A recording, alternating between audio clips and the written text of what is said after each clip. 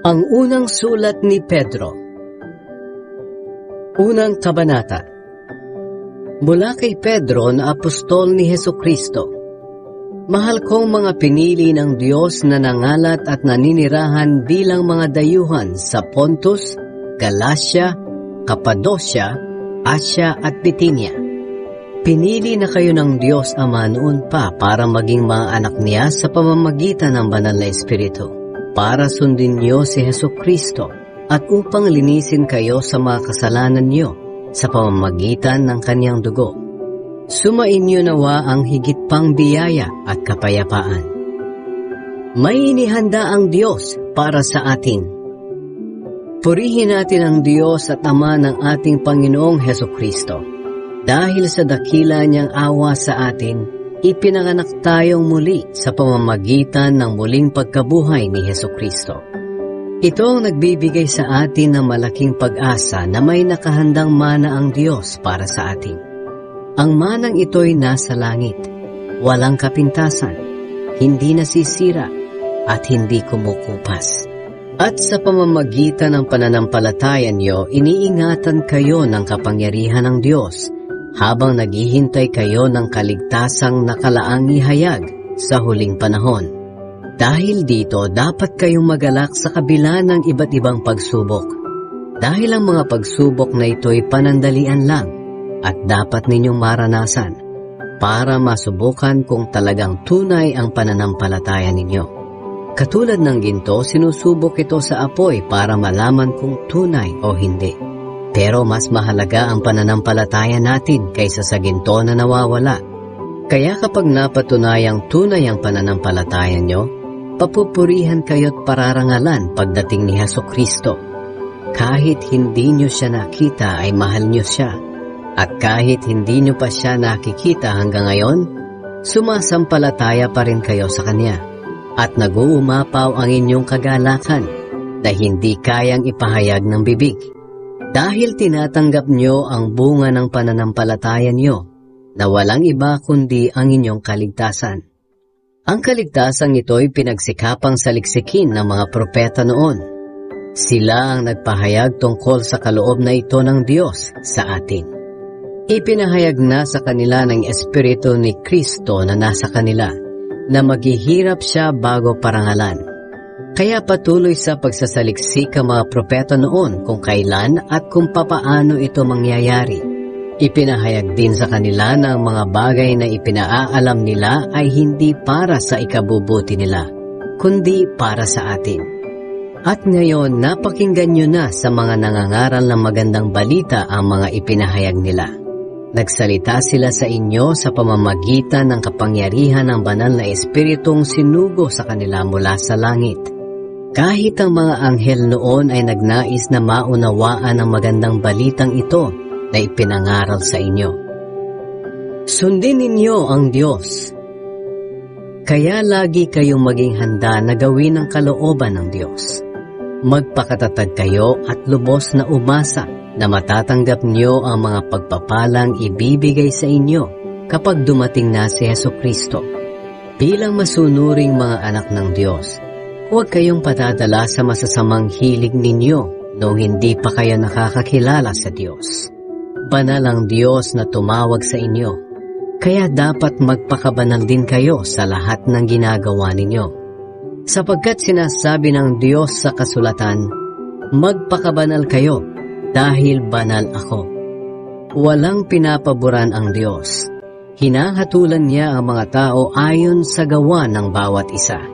Kaya kung tinatawag niyo siyang Ama kapag nananalangin kayo sa Kanya, igalang niyo siya habang naninirahan pa kayo sa mundong ito. Alam naman ninyo kung ano ang ipinangtubos sa inyo mula sa walang kabuluhang pamumuhay na minanan niyo sa mga ninuno ninyo. Ang ipinangtubos sa inyo'y hindi ang mga bagay na nawawala katulad ng ginto o pilak, kundi ang mahalagang dugo ni Kristo. Katulad siya ng isang tupa na walang dungis o kapintasan na inihandog sa Diyos. Bago pa likhain ang mundo, pinili na ng Diyos si Kristo para maging tagapagligtas natin. At ipinahayag siya ng Diyos nitong mga huling araw alang-alang sa inyo. Sa pamamagitan niya, sumasampalataya kayo sa Diyos na muling bumuhay at nagparangal sa Kanya. Kaya ang pananalig niyo ay sa Diyos, at umaasa kayo sa Kanya na muli niya rin kayong bubuhayin at pararangalan. At dahil sumusunod na kayo sa katotohanan, malinis na kayo sa mga kasalanan ninyo, at ngayon ay nagkaroon na kayo ng tapat na pagmamahal sa mga kapatid niyo kay Kristo. Magmahalan kayo ng taos-puso dahil ipinanganak na kayong muli, at ang kapanganakang ito'y hindi sa pamamagitan ng mga magulang ninyong namamatay, kundi sa pamamagitan ng buhay at walang hanggang salita ng Diyos. Ayon sa kasulatan, ang lahat ng tao ay parang damo. Ang kanilang katanyagan ay parang bulaklak nito. Ang damo ay nalalanta at ang bulaklak nito ay nalalaglag. Ngunit ang salita ng Panginoon ay nananatili magpakailanman, at ang salitang ito ay ang magandang balitang ipinangaral sa inyo.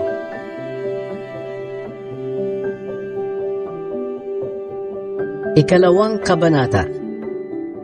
Dahil ipinanganak na kayong muli, talikuran nyo na ang lahat ng uri ng kasamaan, pandaraya, pagkukunwari, pagkainggit, at lahat ng paninirang puri.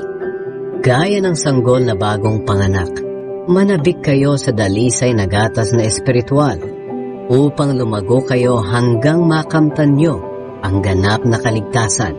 Ngayong naranasan na ninyo ang kabutihan ng Panginoon. Siya ang batong buhay na itinakwil ng mga tao pero pinili ng Diyos at mahalaga sa paningin niya. At habang lumalapit kayo sa Kanya, kayo na tulad din ng batong buhay ay itinatayo ng Diyos bilang isang gusaling espiritual. At bilang mga banal na paring pinili ng Diyos, nag-aalay kayo sa Kanya ng mga espiritual na handog na kalugod-lugod sa Kanya, dahil ginagawa niyo ito sa pamamagitan ni Hesukristo. Sapagkat sinasabi ng Diyos sa kasulatan, "May pinili akong maghahari sa Zion, tulad niya'y mahalagang bato na ginawa kong pundasyon. Ang sumasampalataya sa Kanya ay hindi mapapahiya. Kaya kayong sumasampalataya ay pararangalan ng Diyos. Ngunit sa taong hindi sumasampalataya ay naganap ang sinasabi ng kasulatan. Ang batong itinakwil ng mga tagapagtayo ay siyang naging batong pundasyon. Ang batong ito ay naging katitisuran sa mga tao at nakakapagpadapa sa kanila. Natitisod sila dahil ayaw nilang sundin ang salita ng Diyos. Ganoon ang nakatalaga para sa kanila. Ngunit kayo'y mga taong pinili, mga maharlikang pari, at mga mamamayan ng Diyos. Pinili kayo ng Diyos na maging Kanya upang ipahayag ninyo ang kahanga-hanga niyang mga gawa. Siya ang tumawag sa inyo mula sa kadiliman tungo sa kahanga-hanga niyang kaliwanagan. Dati hindi kayo mga taong sakop ng Diyos, pero ngayon, mga sakop na niya kayo. Noon, hindi kayo kinaawaan ng Diyos, pero ngayon, kinaawaan na niya kayo. Mga minamahal, mga dayuhan kayong nakikitira lang sa mundong ito, kaya nakikiusap ako sa inyong talikuran na ninyo ang masasamang pagnanasa ng inyong katawan na nakikipaglaban sa inyong espiritu. Sa lahat ng oras, ipakita niyo sa mga taong hindi kumikilala sa Diyos ang matuwid ninyong pamumuhay. Kahit pinararatangan nila kayo ngayon ng masama, sa bandang huli ay makikita nila ang mga kabutihang ginagawa niyo at luluwalhatiin nila ang Diyos sa araw ng pagdating niya. Magpasakop kayo sa mga tagapamahala ng bayan. Alang-alang sa Panginoon, magpasakop kayo sa lahat ng tagapamahala ng bayan, maging sa emperador na may pinakamataas na kapangyarihan, o sa mga gobernador na sinugo ng Diyos para magparusa sa mga gumagawa ng masama at magparangal sa mga gumagawa ng mabuti. Sapagkat ito ang kalooban ng Diyos, na sa pamamagitan ng mabuti ninyong gawa ay walang masabi ang mga hangal na walang alam sa katotohanan. Malaya nga kayo, pero hindi ito nangangahulugang Malaya na kayong gumawa ng masama, kundi mamuhay kayo bilang mga alipin ng Diyos. Igalang nyo ang lahat ng tao at mahalin nyo ang mga kapatid ninyo kay Kristo. Mamuhay kayo ng may takot sa Diyos at igalang ninyo ang emperador. Tularan ninyo si Kristo. Mga alipin, sundin ninyo ng may takot sa Diyos ang mga amo ninyo. Hindi lang ang mababait kundi pati ang malulupit.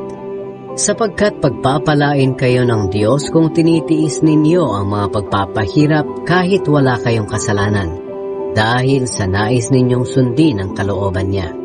Pero kung parusahan kayo dahil sa ginagawa ninyong masama, wala ring kabuluhan kahit tiisin ninyo ito. Ngunit kung pinaparusahan kayo kahit mabuti ang ginagawa ninyo at tinitiis ninyo ito, kalulugdan kayo ng Diyos.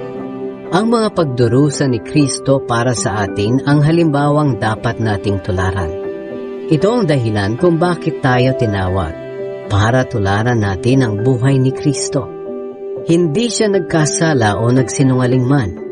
Ininsulto siya pero hindi siya gumanti ng insulto. Pinahirapan siya pero hindi siya nagbanta. Ipinagkatiwala niya ang lahat sa Diyos na humahatol ng makatarungan. Si Kristo ang umako sa mga kasalanan natin nang ipako siya sa krus para iwanan na natin ang buhay na makasalanan at mamuhay na matuwid. Dahil sa mga sugat niya gumaling tayo. Para tayong mga tupang naligaw noon, pero nakabalik na tayo ngayon sa Panginoon na tagapag-alaga at tagapagbantay ng ating buhay.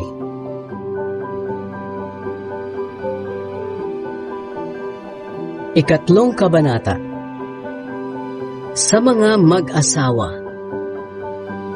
Kayong mga babae, magpasakop kayo sa asawa ninyo, upang kung ang asawa ninyo'y hindi pa naniniwala sa salita ng Diyos, maaaring madala nyo sila sa Panginoon sa pamamagitan ng mabuti ninyong pag-uugali kahit na hindi kayo magsalita, sapagkat nakikita nilang may takot kayo sa Diyos at malinis ang pamumuhay ninyo. Kung gusto ninyong maging maganda, huwag sa panlabas lang tulad ng pag-aayos nyo ng buhok na nilalagyan ng mamahaling alahas at pagsusuot ng mamahaling damit. Sa halip, pagandahin ninyo ang inyong kalooban, ang mabuting pag-uugali na hindi nagbabago. Maging mahinhin kayo at maging mabait. Ito ang mahalaga sa paningin ng Diyos, at ito ang ginagawa ng mga babaeng banal noong unang panahon. Nagpapaganda sila sa pamamagitan ng pagpapasakop nila sa kanilang asawa. Katulad ni Sarah, sinunod niya si Abraham at tinawag pa niyang Panginoon. Mga anak na kayo ni Sarah, kaya dapat matuwid ang ginagawa nyo at huwag kayong matakot sa kahit anuman. Kayo namang mga lalaki, pakisamahan ninyong mabuti ang inyong asawa, dahil ito ang nararapat bilang isang Kristiyano. Igalang nyo sila bilang mga babaeng mas mahina kaysa sa inyo, dahil binigyan din sila ng Diyos ng buhay na walang hanggan katulad ninyo. Kapag ginawa nyo ito, sasagutin ng Diyos ang mga panalangin ninyo. Magmahalan kayong lahat. Ngayon, narito ang ilan ko pang bilin sa inyong lahat. Dapat magkaisa kayo sa isip at damdamin, at magdamayan. Magmahalan kayo bilang magkakapatid. Maging maunawain at mapagpakumbaba kayo sa isa't isa. Huwag ninyong gantihan ng masama ang gumagawa sa inyo ng masama. At huwag din ninyong gantihan ang pangiinsulto ang mga nangiinsulto sa inyo. Ang dapat ninyong gawin ay manalangin na kaawaan sila ng Diyos, dahil pinili kayo ng Diyos na gawin ito, at para kaawaan din niya kayo. Sapagkat sinasabi sa kasulatan, ang sino mang nagnanais ng maligaya at masaganang pamumuhay ay hindi dapat magsalita ng masama at kasinungalingan. Dapat lumayo siya sa masama at gawin ang mabuti. Pagsikapan niyang kamtin ang kapayapaan, sapagkat iniingatan ng Panginoon ang matuwid, at sinasagot niya ang mga panalangin nila. Ngunit galit siya sa mga gumagawa ng masama. Sino ang gagawa ng masama sa inyo kung laging mabuti ang ginagawa nyo? Pero kung usigin kayo dahil sa kabutihang ginagawa nyo, mapalad kayo. Huwag kayong matakot o mag-alala sa anumang gawin nila sa inyo. Alalahanin nyo na si Kristo ang dapat ninyong parangalan at sundin. Dapat lagi kayong handang magpaliwanag sa sino mang magtatanong sa inyo tungkol sa pag-asa ninyo. At maging mahinahon at magalang kayo sa inyong pagsagot. Tiyakin ninyong laging malinis ang inyong konsensya para mapahiya ang mga taong minamasama ang mabubuti ninyong gawa bilang mga tagasunod ni Kristo. Mas mabuti pang magtiis kayo ng hirap dahil sa paggawa ng mabuti, kung ito talaga ang kalooban ng Diyos, kaysa sa magtiis kayo ng hirap dahil sa paggawa ng masama. Sapagkat si Kristo nga'y pinatay kahit wala siyang nagawang masama, at minsan lang siya namatay para mapatawad ang mga kasalanan natin. Siya na walang kasalanan ay pinatay alang-alang sa atin na mga makasalanan, para madala niya tayo sa Diyos. Pinatay siya sa laman, pero binuhay siya sa espiritu. At sa kalagayan niyang espiritual, nangaral siya kahit sa mga espiritu ng mga taong nakabilanggo, na hindi sumunod sa Diyos noong panahon ni Noe. Sa panahong iyon, matiyagang hinintay ng Diyos ang pagsampalataya nila sa Kanya habang ginagawa ang barko. Ngunit 8 tao lang ang sumampalataya at pumasok sa barko at nakaligtas sa tubig. Ang tubig na ito'y larawan ng bautismong nagliligtas sa atin sa pamamagitan ng muling pagkabuhay ni Hesukristo. Hindi ito paghuhugas ng dumi sa katawan, kundi pangako natin sa Diyos na hindi na tayo gagawa ng anumang bagay na alam nating labag sa kalooban niya. Si Hesukristo ay nasa langit na ngayon, sa kanan ng Diyos, at ipinasakop sa Kanya ang lahat ng anghel at ang lahat ng espiritong namumuno at may kapangyarihan.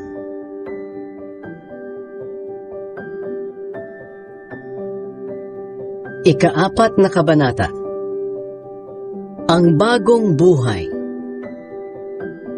Dahil naghirap si Kristo sa katawang tao niya, dapat ay handa rin kayo maghirap, sapagkat hindi na gumagawa ng kasalanan ang taong nagtitiis ng hirap. Hindi na siya sumusunod sa masasama niyang ugali, kundi sumusunod na siya sa kalooban ng Diyos. Kaya huwag na ninyong gawin ang mga ginagawa niyo noon, ang mga bagay na gustong gawin ng mga taong hindi kumikilala sa Diyos. Puno ng kahalayan ang buhay niyo noon at sinunod niyo ang nasa ng inyong laman. Palagi kayong nagtitipon-tipon para mag-inuman at gumagawa ng mga bagay na kahiya-hiya, at sa pagsamba ninyo sa inyong mga Diyos-Diyosan kung ano-ano pang masasamang bagay ang ginagawa ninyo. Pero nagtataka ngayon sa inyo ang mga taong hindi kumikilala sa Diyos kung bakit hindi na kayo nakikisama sa magulo at maluho nilang pamumuhay. Kaya nagsasalita sila ng masama sa inyo. Ngunit mananagot sila sa Diyos sa ginagawa nila, dahil hahatulan ng Diyos ang lahat ng tao, buhay man o patay. Ito ang dahilan kung bakit ipinangaral ang magandang balita sa mga taong patay na. Nang sa ganoon, kahit patay na sila sa laman at mahatulan tulad ng lahat ng tao, mabubuhay pa rin sila sa espiritu gaya ng Diyos. Gamitin ninyo ang kaloob na ibinigay ng Diyos. Malapit na ang katapusan ng mundo, kaya pigilan ninyo ang sarili nyo para hindi kayo makagawa ng masama at nang walang maging hadlang sa mga panalangin ninyo. Higit sa lahat, magmahalan kayo ng tapat, sapagkat kung mahal mo ang kapwa mo, mapapatawad mo siya kahit gaano pa karami ang nagawa niyang kasalanan. Tanggapin ninyo sa inyong tahanan ang isa't isa ng maluwag sa puso. Binigyan ng Diyos ang bawat isa sa atin ng kaloob. Gamitin natin ito para sa ikabubuti ng lahat bilang mabubuting katiwala ng iba't ibang kaloob ng Diyos. Ang binigyan ng kaloob sa pangangaral ay dapat mangaral ng salita ng Diyos.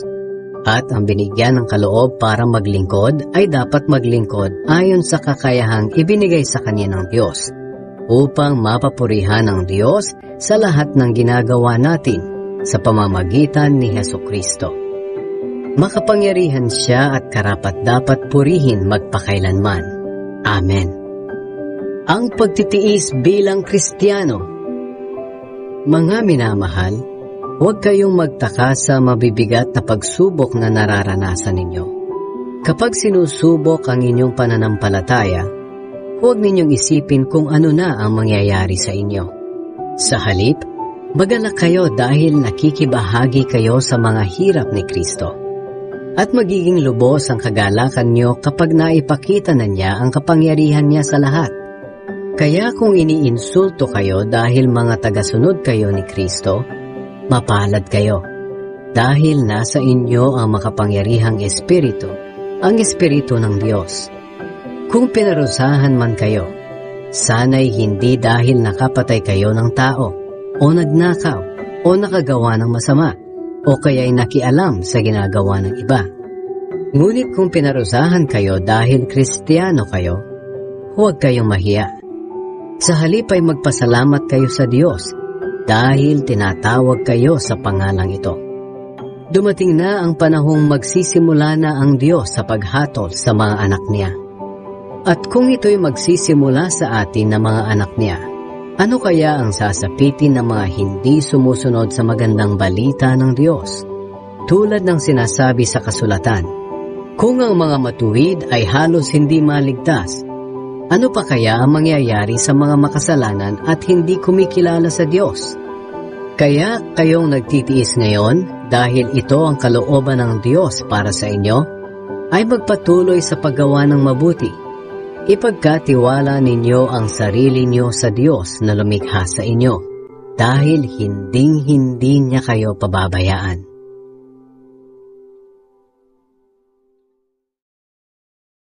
Ikalimang kabanata. Mga bilin sa mga namumuno sa iglesia at sa mga kabataan. Sa mga namumuno sa iglesia, may nais akong ipakiusap sa inyo bilang isa ring namumuno sa iglesia at nakasaksi sa mga paghihirap ni Kristo at makakabahagi rin sa kaluwalhatian niya sa kanyang pagdating. Alagaan ninyong mabuti ang mga mananampalatayang kasama ninyo. Katulad sila ng mga tupa at kayo ang mga tagapag-alaga nila. Dapat taos-puso ninyo silang pangalagaan dahil ito ang nais ng Diyos. Hindi dahil sa napipilitan lang kayo o dahil sa may hinihintay kayong kapalit, kundi dahil sa nais talaga ninyong makatulong sa kanila. Huwag kayong maghahari-harian sa mga mananampalatayang ipinagkatiwala sa inyo upang alagaan, kundi maging halimbawa kayo sa kanila. At pagdating ni Kristo na siyang Pangulong tagapag-alaga, tatanggap kayo ng gantimpalang napakaganda at hindi kukupas kailanman. At kayo namang mga kabataan, magpasakop kayo sa matatanda. At kayong lahat na mga mananampalataya, magpakumbaba kayo at maglingkod sa isa't isa. Dahil sinasabi sa kasulatan, kinamumuhian ng Diyos ang mga mapagmataas, ngunit kinakaawaan niya ang mga mapagpakumbaba. Kaya magpasakop kayo sa kapangyarihan ng Diyos, dahil darating ang araw na pararangalan niya kayo. Ipagkatiwala niyo sa Kanya ang lahat ng kabalisahan niyo, dahil nagmamalasakit siya sa inyo. Humanda kayo at mag-ingat, dahil ang kaaway ninyong si Satanas ay umaali-aligid na parang liyong umaatungal at naghahanap ng malalapa. Patatagin ninyo ang inyong pananampalataya sa Diyos at labanan ninyo si Satanas.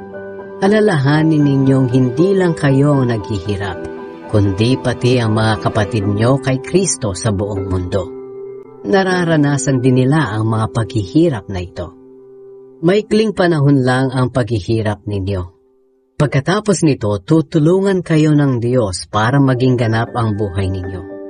At siya rin ang magpapatatag at magpapalakas sa inyo, dahil siya ang pinagmumula ng lahat ng pagpapala. Pinili niya kayo upang makabahagi rin sa walang hanggang kaluwalhatian niya sa pamamagitan ng pakikipag-isa ninyo kay Kristo. Purihin siya sa kapangyarihan niyang walang hanggan. Amen. Mga pangangamusta, isinulat ko sa inyo ang maikling sulat na ito sa tulong ni Silvanus. Kapatid natin siya kay Kristo at talagang mapagkakatiwalaan. Napalakas ko sana ang inyong loob sa pamamagitan ng sulat na ito at napatunayan ko ang kabutihan sa atin ng Diyos. Manatili kayo sa kabutihan niya. Kinukumusta kayo ng mga mananampalataya sa Babylonia. Katulad nyo, mga pinili rin sila ng Diyos na maging mga anak niya. Kinukumusta rin kayo ni Marcos na itinuturing kong anak. Magbatian kayo bilang magkakapatid kay Kristo. Sa inyong lahat na kay Kristo, sumainyo nawa ang kapayapaan.